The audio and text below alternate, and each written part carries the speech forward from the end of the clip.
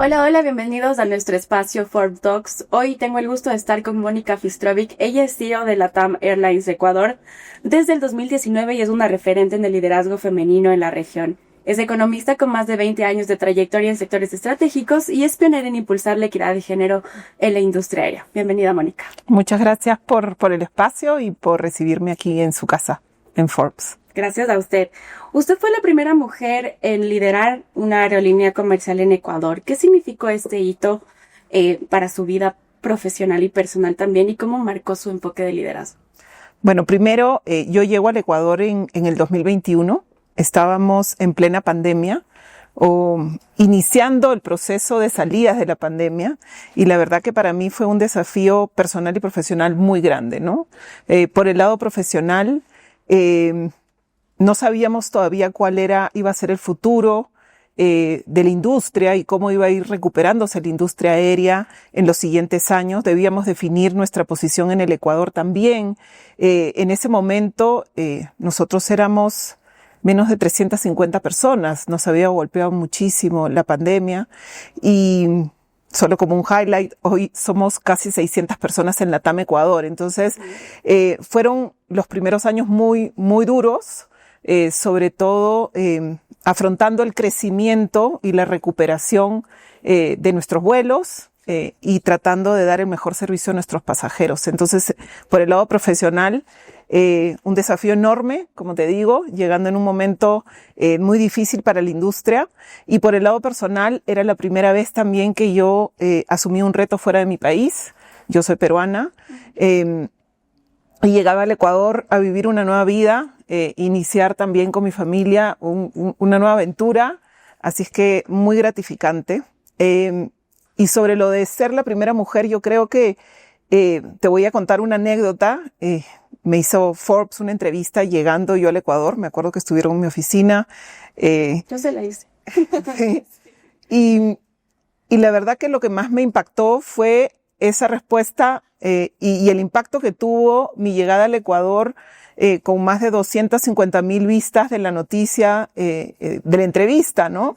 Y en realidad dudo que hayan leído toda la entrevista, pero lo que llamaba la atención era el titular, que era primera mujer sea en Ecuador de LATAM, de la aerolínea, aterriza en el país. Entonces, esa expectativa que se tenía y mi llegada, la verdad es que a mí me impresionó muchísimo.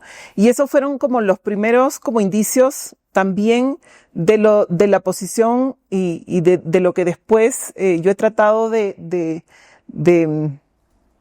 trabajar muchísimo en el país, que es el tema del liderazgo femenino, ¿no? Que esto no sea una noticia en realidad, no debería ser una noticia que una mujer esté asumiendo una posición de liderazgo. Creo que ya debería estar pasando. Ya debería estar pasando. Creo que no hubiera sido noticia, llega quizás un hombre a liderar una compañía en el país. Entonces, yo creo que esas son pequeñas señales de que el país todavía estaba sorprendido con que una mujer lideraba una aerolínea por primera vez, en este caso LATAM Ecuador. Entonces, eso yo creo que me sorprendió muchísimo y gracias por esa primera entrevista también. No, gracias a usted por contarnos esta historia tan chévere de cómo llegó acá al país con muchas maletas y muchas cosas por vivir aquí en el Ecuador. Pero hablando un poco de esos retos, ¿no? De llegar acá a Ecuador y que la gente pues se admirara de que una mujer estaba al frente de LATAM Ecuador. ¿Cómo ha sido pues este reto de promover el liderazgo femenino dentro de esta industria que es tradicionalmente dominada por hombres? A ver, nosotros saliendo de la pandemia o en el proceso de salir de este proceso tan duro, redefinimos una cultura al interior de nuestra compañía.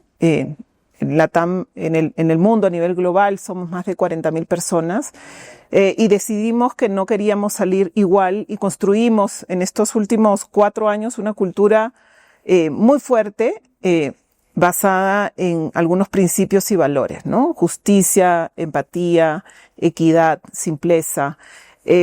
Y dentro de esa empatía nosotros definimos que la diversidad e inclusión era un eje importantísimo. Entonces al interno veníamos trabajando, era parte de lo que queríamos construir como organización.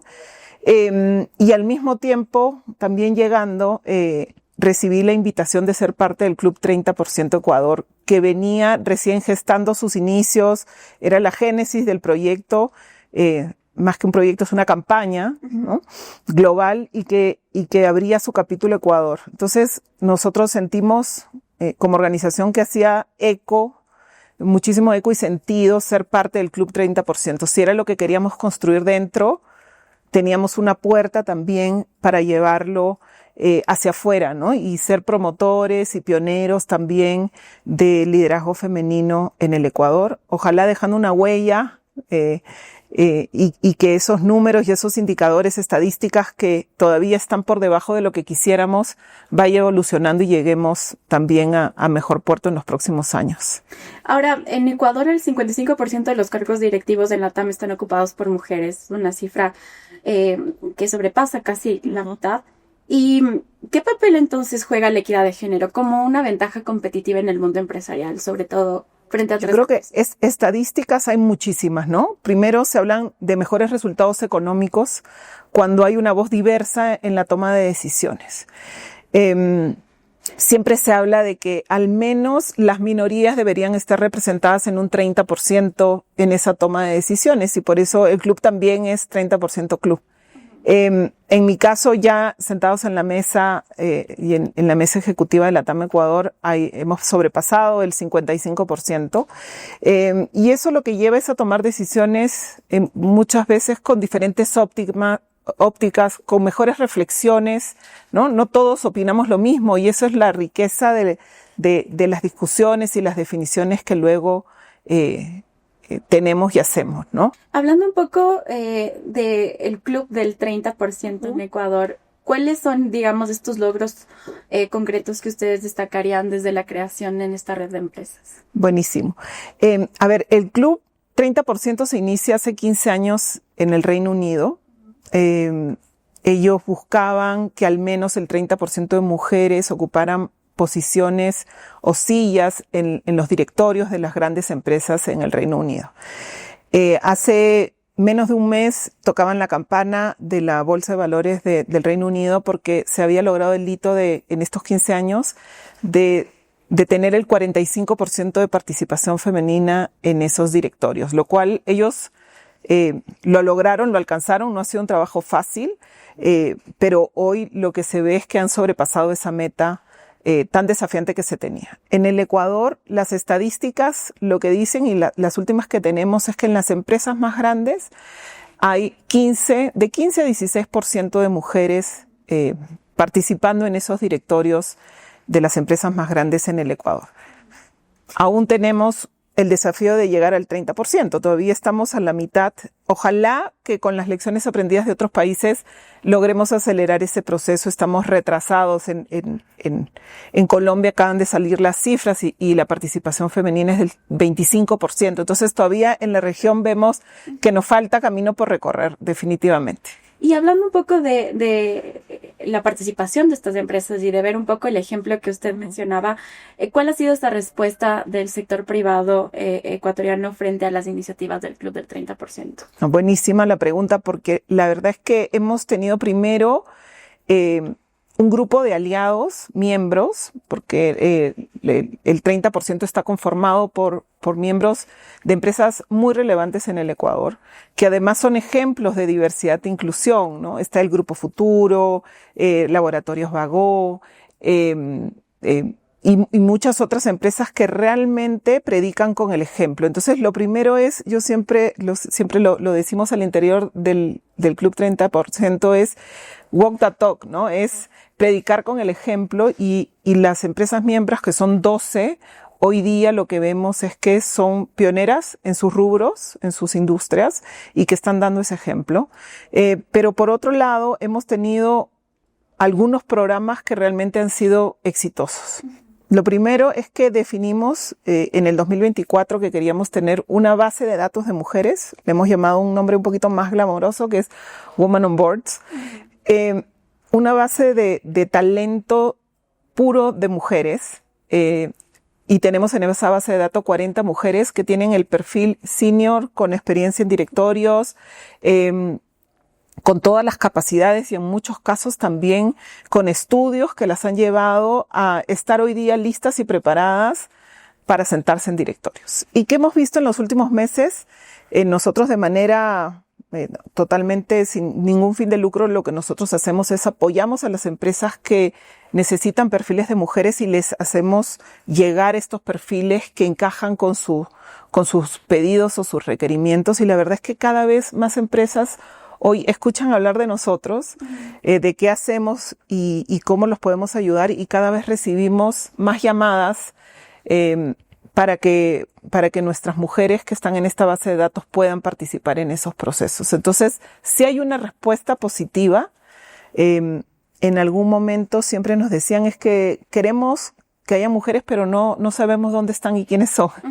Entonces hoy les podemos decir con total convicción que nosotros como 30% tenemos esa base de mujeres listas y preparadas y con una voz fuerte y decidida y con mucha experiencia que puedan sentarse en esos directorios. Qué chévere. Hablando un poco de estas barreras, ¿no? Usted lo decía, 15% aquí en el país, Colombia 25%, aún nos falta llegar a ese 30% o incluso superarlo, pero ¿cuáles serían estas barreras históricas que no nos permiten quizás un poco superar lo que persiste, ¿no? en el mercado laboral? O sea, yo creo que todavía esta base de datos, que si bien suena como un gran logro para nosotros, tener únicamente 40 mujeres o perfiles de mujeres todavía creemos que no es suficiente, ¿no?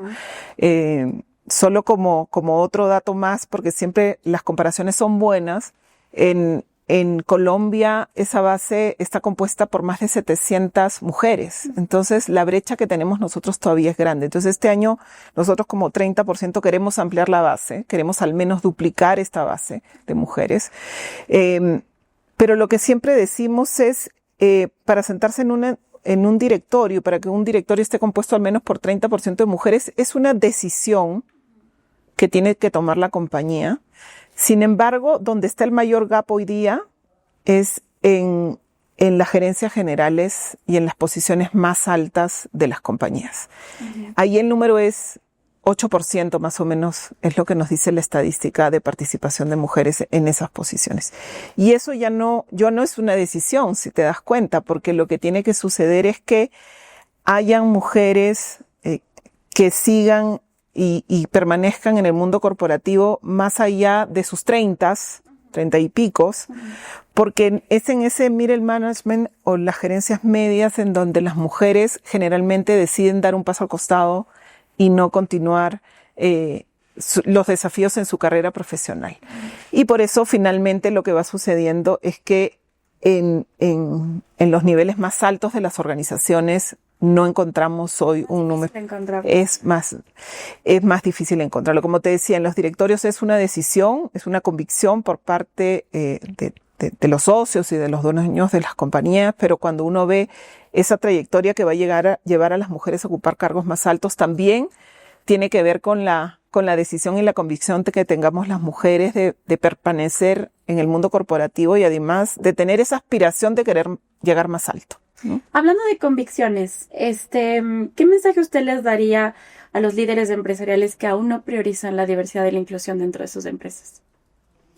Bueno, como te conversamos hace un momento, está más que confirmado, ¿no? Que las mujeres aportamos valor, no solo para la toma de decisiones y que los resultados sean mejores en las empresas, estudios hay muchísimos, sino que también la cultura organizacional es una cultura más sana, una mejor cultura, con lo cual lo que lleva es a que las empresas tengan un crecimiento muchísimo mejor que las empresas que no están hoy día comprometidas con esto. Y además es un must, ¿no? Las nuevas generaciones lo van a exigir. Las nuevas generaciones no tienen estos paradigmas que quizás tenemos nosotras, que venimos ya estando en el mundo corporativo muchísimos más años. Buscan espacios también. Buscan espacios y además ellos están viendo a las organizaciones.